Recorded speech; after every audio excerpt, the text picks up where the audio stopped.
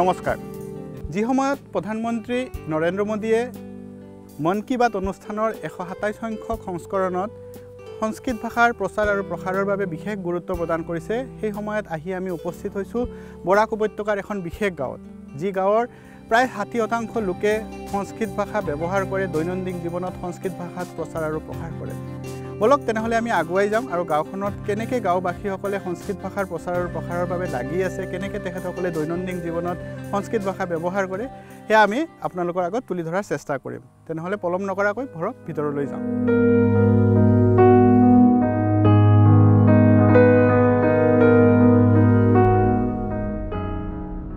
গুৱাহাটী চহৰৰ পৰা প্ৰায় ৩ শতাধিক কিলোমিটাৰ দূৰত অৱস্থিত বৰাক উপত্যকা প্ৰকৃতিৰ অপৰূপ সৌন্দৰ্যৰে ভৰপূৰ এই বৰাক উপত্যকা এই উপত্যকাৰ হৃদয় হিচাপে যেন আছে আনিপুৰ বস্তি কৰিমগঞ্জৰ পৰা আনিপুৰলৈ মাত্ৰ ২৭ কিলোমিটাৰ গাঁওখনৰ শান্ত সৌম্য পৰিৱেশে আপোনাকো মন্ত্ৰমুগ্ধ কৰি তুলিব আনিপুৰ বস্তি এনে এখন গাঁও য'ত বাটপথ ঘৰবাৰী দোকান পোহাৰ সকলোতে সংস্কৃত ভাষা শুনিবলৈ পাব এই গাঁওখনত এতিয়াও সজীৱ হৈ আছে সংস্কৃত ভাষা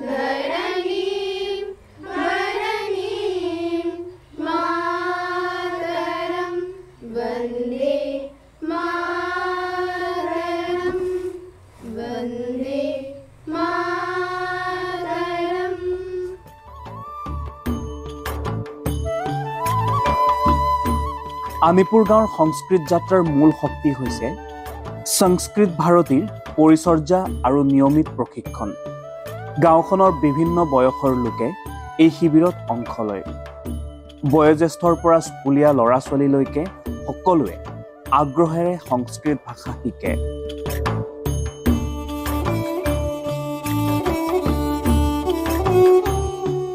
সংস্কৃত ভাৰতীৰ কিতাপ শব্দ তালিকা কথোপকথন শিবিৰে গাঁওখনৰ ভাষাগত পৰিৱেশ গঢ়ি তুলিছে ইয়াৰ বাবে আনিপুৰ গাঁও আজিও ৰাষ্ট্ৰীয় পৰ্যায়তো বিশেষ মনোযোগৰ কেন্দ্ৰ হৈ পৰিছে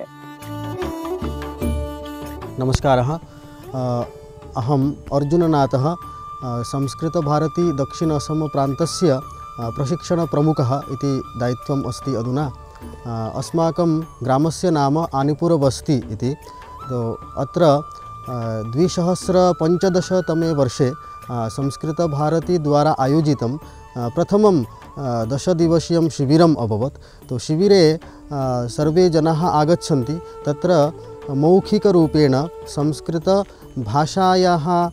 संस्कृतभाषया कथं वार्तालापं क्रियते तस्य प्रशिक्षणं दीयते तो तथा कृत्वा एकमेकं कृत्वा बहु शिबिराणि जातानि ग्रामे एवं शिबिरमाध्यमेन ग्रामस्य सर्वे जनाः अधुना संस्कृतभाषया वार्तालापं कर्तुं समर्थाः 60-70% जनाः अधुना संस्कृतेन वार्तालापं कुर्वन्ति संस्कृतम् अस्माकं देवभाषा वैज्ञानिकी भाषा च अस्ति संस्कृते एव सर्वं विज्ञानं निहितमस्ति तदर्थं संस्कृतभाषायाः प्रचारप्रसारः अत्यन्तम् आवश्यकमस्ति तन्निमित्तं संस्कृतभारती सम्पूर्णभारतवर्षे विश्वस्य अन्यान्यदेशे च नियतकार्यरता अस्ति अस्माकम् अग्रिमलक्ष्यमपि अस्ति सर्वे जनाः संस्कृतेन वदेयुः प्राचीनकाले यथा भारतस्य कथ्यभाषा मौखिकभाषा संस्कृतभाषा आसीत्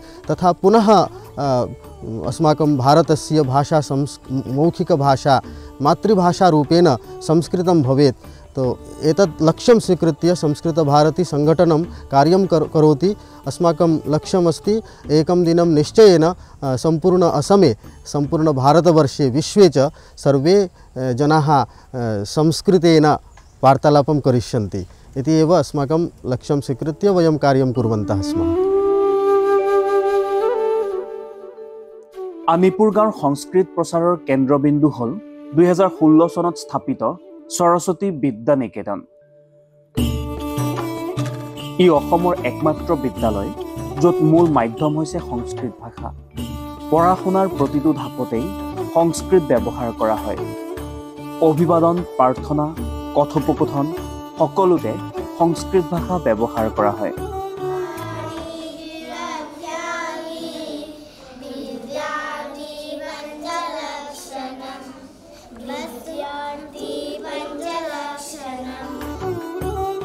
এই ক্ষেত্ৰত বিদ্যালয়ৰ এগৰাকী শিক্ষকে কি কয় শুনোৱা হওক নমস্তে সৰস্বতী বিদ্যানিকেতনৰ পক্ষত সৰ্বেশাম স্বাগতম আছে আপোনালোকে এই অঞ্চলত বহুত ভিতৰুৱা এটা অঞ্চল এই অঞ্চলত সংস্কৃত ভাষাৰ যেটো প্ৰচাৰ হ'ব লাগে প্ৰসাৰ হ'ব লাগে তো কি কৰি আছে अस्माकं विद्यालये संस्कृत द्वितीय कक्षातः संस्कृत माने आरम्भं अभवत् संस्कृत द्वितीय कक्षातः तो संस्कृत शिक्षकाः संस्कृतेन वार्तालापं कृत्वा छात्राणां पाठयन्ति तो तत्र माने छात्राः बहु माने विभिन्न भाषायाः छात्राः सन्ति मुस्लिम च भाषा छात्राः सन्ति इस्लाम धर्मे छात्राः सन्ति ते अपि संस्कृते लघु लघु वार्तालापं कर्तुं शक्नोति प्रार्थनातः आरम्भं भविष्यति प्रार्थना पश्चात् कक्षा भविष्यति संस्कृत कक्षा संस्कृते चलति इंग्लिश कक्षा अन्य भाषायां चलति संस्कृत 70% स्टूडेंट माने संस्कृते वार्तालापं कर्तुं शक्नोति संस्कृते कथाबार्ता बोलते पारे आरो आपनार এই বিদ্যালয়ে কিমান ছাত্র ছাত্রী আছে নিয়ার अबाउट 200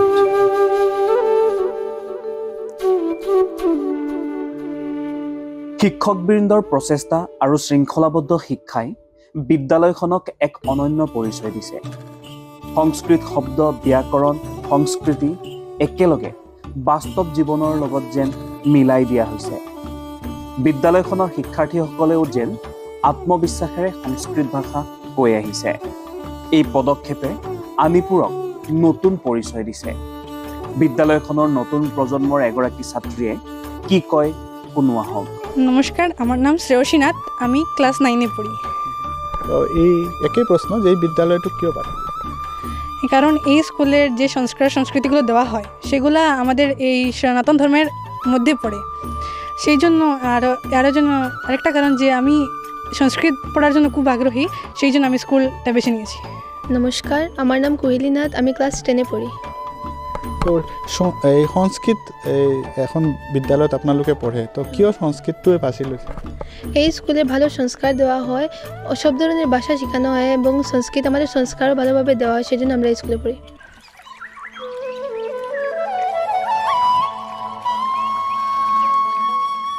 আনিপুৰ গাঁৱৰ অন্যতম বৈশিষ্ট্য হৈছে ইয়াত ভাষা, ধৰ্ম, জাতিৰ ওপৰত নিৰ্ভৰ নহয়।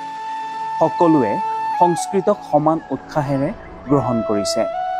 বিভিন্ন ধৰ্ম সম্প্ৰদায়ৰ ছাত্ৰ ছাত্ৰীয়ে একেলগে শিক্ষা গ্ৰহণ কৰা এক উল্লেখনীয় দিশ। সকলোৱে সহজে সংস্কৃততে কথা কয় আৰু বিদ্যালয়খনৰ ই সক্ৰিয় অংশ হৈ পৰিছে।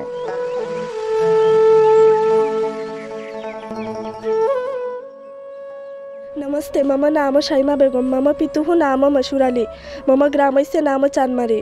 अहं संस्कृतेन एकं श्लोकं वदामि। यद्यदाचरति श्रेष्ठः तत्त्वदेवीतरो जना, स यत्प्रमाणं कुरुते लोकस्तद् अनुवर्तते। আপনার কি নাম? मम नाम शाहिदा बेगम अस्ति। কবে থেকে এখানে পড়ছেন? अहं नतूनम् अस्मि। अहम् एकं संस्कृतेन श्लोकं वदामि। यत्ता चतुर्वेद कनकं परीक्षते निगर्शनचेतनतापताडने, तथा चतुर्वेद पुरुषो परीक्षते निगर्शनचेतनतापताडने।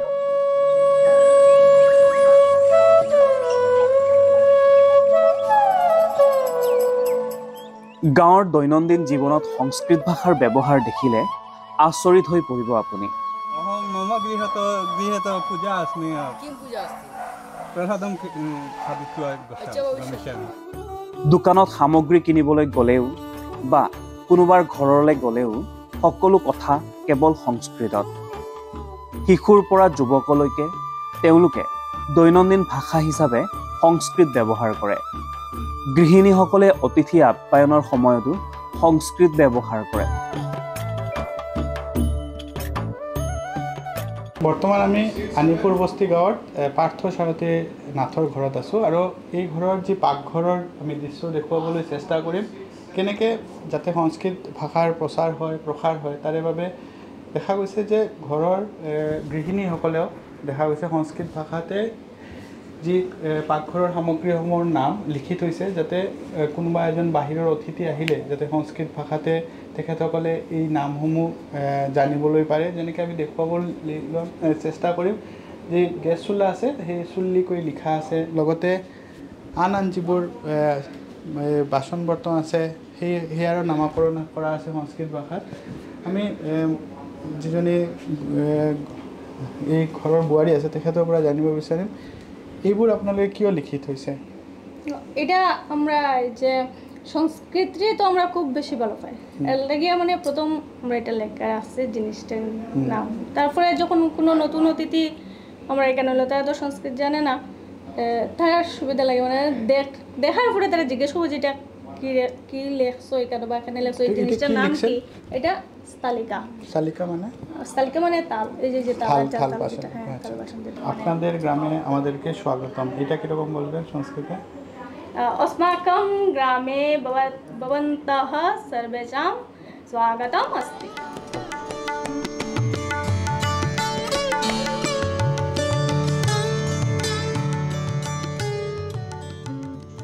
আনিপুৰ গাঁৱত সংস্কৃত ভাষা কেৱল কথোপকথনেই নহয়, অনুষ্ঠান, পূজাপাঠ, সমাজতো ব্যৱহাৰ কৰা হয়। ইয়াৰ নেতৃত্ব দিছে গাঁৱৰ পুৰোহিত আৰু পণ্ডিতসকলে। পূজা, ব্ৰত, নৈতিক শিক্ষা সকলোতে সংস্কৃতক মুখ্য স্থান দিয়া হয়। সংস্কৃতবাদী মন্দিৰ আনিপুৰ গাঁৱৰ আধ্যাত্মিক কেন্দ্ৰ। ইয়াত প্ৰাচীন শাস্ত্ৰপাঠ, যোগ শিক্ষা আৰু ধৰ্মীয় আলোচনা কৰা হয়। এই কেন্দ্ৰই এই গাঁওখনৰ আধ্যাত্মিক জীৱনক যেন শক্তি প্ৰদান কৰিছে। নমস্কারः, মম নাম সুব্রতনাথः, মম গ্রামস্য নাম পাতিয়ালা, জনপদস্য নাম শ্রীভূমি। अस्माकं पातियाला ग्राम संस्कृत ग्राम अस्ति। अस्माकं ग्रामे एकः सन्यासीबाड़ी अस्ति। एतत् सन्यासीबाड़ी मध्ये अस्माकं एतत् संस्कृतस्य प्रसार प्रारम्भम् अभवत्। अतएव प्रति मासे यज्ञं चलति। एतत् सर्वं संस्कृतेन चलति, युगं चलति। एतदपि सम्पूर्ण कक्षा द्वारा चलति। एतत् सर्वं संस्कृते एव चलति। अहम् अत्र मन्दिरे एतत् पौरोहित्यकार्यं कृतवान् बा पौरोहित्यकार्यं चलति। इतोपि बहिर्भागे अपि जनानां गृहे अपि एतत् कार्यं मम चलति। अस्माकं ग्रामे इतोपि एकः अस्ति दीपन महोदय। एषः अपि एतत् सन्यासीबाड़ी मध्ये एतत् युगं कक्षा चालयति। तथापि मया सह सहायता करोति पौरोहित्यकार्ये। तथापि बहिर्भागे अपि एषः अपि मया सह सहायता करोति। अस्माकं ग्रामे बहु दिनानि अभवत्। अस्माकं ग्राम संस्कृत ग्राम अस्ति। ग्रामे प्रति सप्ताहे साप्ताहिक मेलनं चलति। गीतापाठं, चण्डीपाठं एतत् सर्वं संस्कृते एव चलति, कक्षा चलति। मम इच्छा अस्ति एतत् जनाः दृष्ट्वा यदि अस्माकम् असमे बा बराकबेली सर्वत्र यदि अन्यान्य ग्रामे यदि एतत् कार्यं प्रारम्भं करिष्यति तो जनाः इतोपि संस्कृतमाध्यमेन बहु अग्रे गन्तुं शक्नुवन्ति। एतत् मम धारणा अस्ति।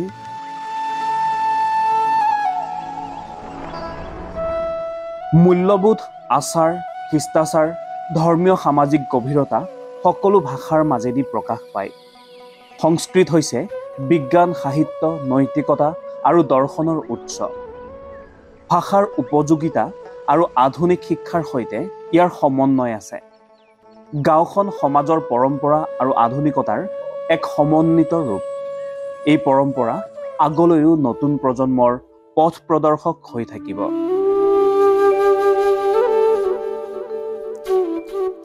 यावत् भारतवर्षं स्यात्, यावत् विन्ध्य च हिमाचलो, यावत् गंगा च गोदा च, तावदेव हि संस्कृतम्। আমরা জানি সংস্কৃত ভাষাটা হচ্ছে ভারতের আত্মা। সে সংস্কৃত ভাষাকে জানতে না পারলে আমরা ভারতীয় অনেক ভাষাকেই ভালো করে বুঝতে পারি না, জানতে পারি না। যার জন্য সংস্কৃত ভাষাটাকে ভালো করে যাতে শিক্ষা দেওয়া যায় তার জন্য বিভিন্ন প্রচেষ্টা চলছে। আমাদের ভারতবর্ষের বিভিন্ন স্থানে সংস্কৃতের বিদ্যালয় স্তর থেকে বিশ্ববিদ্যালয় স্তর পর্যন্ত আছে। আসাম প্রদেশে অনেকগুলো বিশ্ববিদ্যালয়ে সংস্কৃত চর্চা হচ্ছে, মহাবিদ্যালয়ে সংস্কৃত চর্চা হচ্ছে। স্কুল পর্যায়েও আজকাল সংস্কৃতের অনেক গুরুত্ব দেওয়া হচ্ছে। কারণ বর্তমান যে শিক্ষা ব্যবস্থা, এনইপিতে সংস্কৃতের একটা বিশেষ গুরুত্ব দেওয়া হয়েছে। তো যাতে আমাদের সমাজের সবাই সংস্কৃত ভাষাটাকে ভালো করে জানতে পারে, বুঝতে পারে, তার জন্য সংস্কৃত বিষয়ে অনেক প্রচার সমিতি কাজ করে যাচ্ছে। এবং তার মধ্যে আমরা দেখি সংস্কৃত ভারতী একটা বিশেষ ভূমিকা নিচ্ছে। সংস্কৃত ভাষা একটা প্রাচীন ভাষা, সবাই সেটাই মনে করে, কিন্তু সংস্কৃত ভাষার অনেক গুরুত্ব আছে। সেটা যদি আমরা এখনের যুগে আমরা যদি বলতে চাই তাহলে সংস্কৃতকে একটা ভাষা হিসেবে ধরে সেই ভাষায় আমরা বিভিন্ন বিষয়ে বিভিন্ন আলোচনা আমরা পেয়ে থাকি। যেমন সংস্কৃতের মধ্যে গণিত আছে, অর্থশাস্ত্র আছে, ম্যানেজমেন্ট আছে, বিভিন্ন বিষয়ে সংস্কৃতের মধ্যে আমরা জ্ঞান পেয়ে থাকি। তাই আমার মনে হয় যে বর্তমান যুগে সংস্কৃতকে যারা মনে করে প্রাচীন ভাষা, সেটা না মনে করে সংস্কৃত শিক্ষায় আরও এগিয়ে আসা দরকার। কারণ সংস্কৃতের মাধ্যমে আমরা বিভিন্ন বিষয়ে জানতে পারবো এবং তার গুরুত্বটা কী সেটাও বুঝতে পারবো। বিভিন্ন জ্ঞান আমরা সংস্কৃতের মাধ্যমে পেয়ে থাকি। তো এই সংস্কৃতের শিক্ষার গুরুত্বটা আমাদের সবার বোঝা দরকার এবং সবার এগিয়ে আসা দরকার এটা শিক্ষা গ্রহণ করার জন্য।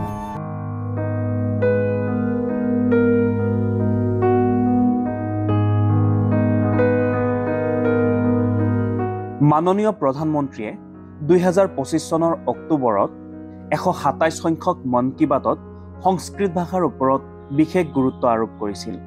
তেওঁ কৈছিল, সংস্কৃত হৈছে ভাৰতীয় জ্ঞান পৰম্পৰাৰ মূল শিপা। এই ভাষাটো সহজ, বিজ্ঞানসন্মত আৰু সকলোৰে গ্ৰহণযোগ্য বুলি উল্লেখ কৰিছিল। আনিপুৰ গাঁৱৰ উদ্যোগে সেই দিশকেই স্পষ্ট প্ৰতিফলিত কৰিছে। প্ৰধানমন্ত্ৰীৰ দৃষ্টিভংগীয়ে আজিৰ দিনত বহু গাঁও সমাজক অনুপ্ৰাণিত কৰিছে। সংস্কৃতৰ পুনৰ্জীৱনৰ এই মডেলেই দেশৰ গৌৰৱ বৃদ্ধি কৰিছে। मेरे प्यारे देशवासियों, संस्कृत का नाम सुनते ही हमारे मन मस्तिष्क में आता है हमारे धर्म ग्रंथ, वेद, उपनिषद, पुराण, शास्त्र, प्राचीन ज्ञान विज्ञान, अध्यात्म और दर्शन। लेकिन एक समय इन सब के साथ साथ संस्कृत बातचीत की भी भाषा थी। उस युग में अध्ययन और शोध संस्कृत में ही किए जाते थे। नाट्य मंचन भी संस्कृत में होते थे। लेकिन दुर्भाग्य से गुलामी के कालखंड में भी और आजादी के बाद भी संस्कृत लगातार उपेक्षा का शिकार हुई। इस वजह से युवा पीढ़ियों में संस्कृत के प्रति आकर्षण भी कम होता चला गया। लेकिन साथियों, अब समय बदल रहा है तो संस्कृत का भी समय बदल रहा है। संस्कृति और सोशल मीडिया की दुनिया ने संस्कृत को नई प्राणवायु दे दी है। साथियों, भाषा किसी भी सभ्यता के मूल्यों और परंपराओं की वाहक होती है। संस्कृत ने ये कर्तव्य हजारों वर्ष तक निभाया है। ये देखना सुखद है कि अब संस्कृत के लिए भी कुछ युवा अपना कर्तव्य निभा रहे हैं। নমস্কার। অ্যাকচুয়ালি আমাদের গ্রামে সংস্কৃত প্রসারটা আগে থেকেই ছিল, কিন্তু এটার উদ্যমিতা শুরু হয় 2015 সাল থেকে। আমাদের এই গ্রামেরই কয়েকজন তরুণ যুবক, তারা এই সংস্কৃত ভাষাকে কীভাবে ইমপ্লিমেন্ট করা যায়, সংস্কৃত ভাষাকে কীভাবে অগ্রসর করিয়ে নিয়ে যাওয়া যায়, তার জন্য ওরা চেষ্টা চালিয়ে যাচ্ছে এবং চেষ্টার ফল আমরা পেয়ে আসছি। বর্তমানে আমাদের প্রায় 90% ছেলেমেয়েরা মোটামুটি সংস্কৃত কথাবার্তা বলতে পারে। আর আমাদের গ্রাম আনিপুর বস্তিতে একটা সংস্কৃত একটা প্রাইভেট স্কুল আছে। সেই স্কুলে সবসময় সংস্কৃতে সব ক্লাসগুলো হয় এবং ছোটো ছোটো বাচ্চারা গীতা পাঠ থেকে ধরে সংস্কৃতের সব কিছু কিন্তু অধ্যয়ন করতে পারে। এবং এই সংস্কৃতগুলো আমরা চালনা করি সেই জন্য, কারণ সংস্কৃতেই যখনই উচ্চারণ হয় তখন সমস্ত শরীরের মধ্যে সেই ভাইব্রেশনটা আসে এবং এই সংস্কৃতের মধ্যে দিয়ে সংস্কার সৃষ্টি হয়।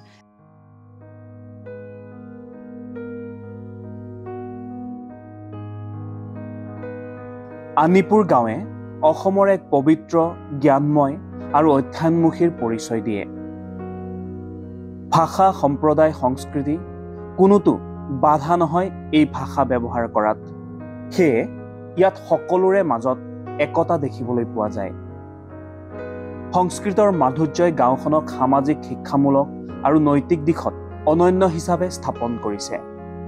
শিশু, যুৱক, গৃহিণী, পুৰোহিত সকলোৱে একেলগে গঢ়ি তুলিছে ভাষাৰ নবোদয়। মাননীয় প্ৰধানমন্ত্ৰীৰ দিশ নিদৰ্শন আৰু গাঁওবাসীৰ নিষ্ঠাই সংস্কৃত মিছন আগুৱাই লৈ গৈছে। আনিপুৰ গাঁৱে ভাষাই কেনেকৈ পৰিচয় দাঙি ধৰে সেইটো দেখুৱাই দি অসম তথা দেশৰ বাবে গৌৰৱ বৃদ্ধি কৰিছে।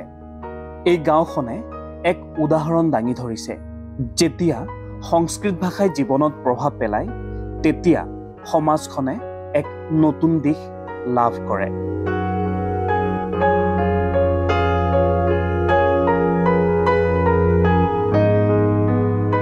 সংস্কৃত ভাষাৰ প্ৰচাৰ আৰু প্ৰসাৰৰ বাবে শ্ৰীভূমি জিলাৰ ৰামকৃষ্ণনগৰ বিধানসভা সমষ্টিৰ অধীনৰ আনিপুৰ বস্তি আৰু পাটিয়ালা এই দুখন গাঁৱৰ ৰাইজৰ যি প্ৰয়াস সি সঁচাই শলাগ ল'বলগীয়া। আমি আশা কৰোঁ আন যিবোৰ ওচৰ চুবুৰীয়া গাঁও আছে তেখেতসকলে এই দুখন গাঁৱৰ বাসিন্দাসকলক অনুসৰণ কৰিব। আজিলৈকে সামৰিছোঁ। নমস্কাৰ।